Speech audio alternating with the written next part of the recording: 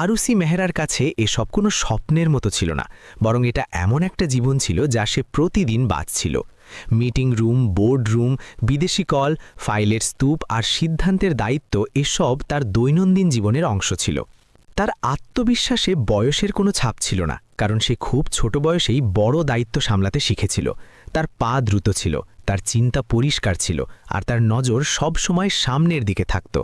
যে কোম্পানির নাম আজ দেশে নয় বিদেশেও পরিচিত ছিল, তার ভিত্তি তার বাবা রেখেছিলেন, আর আরুষি তাকে নতুন উচ্চতায় নিয়ে গিয়েছিল।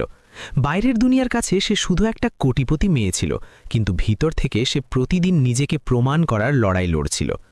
কিন্তু এই শহর থেকে মাত্র কয়েক ঘন্টার দূরত্বে একটা একদম আলাদা দুনিয়া ছিল। এখানে না কাঁচের দেওয়াল ছিল, না দ্রুতগতির জীবনের শোর। এখানে রাত তাড়াতাড়ি শান্ত হয়ে যেত, আর সকাল সূর্যের প্রথম কিরণের সাথে শুরু হতো। আরুষি মেহরার কাছে এসব কোনো স্বপ্নের মতো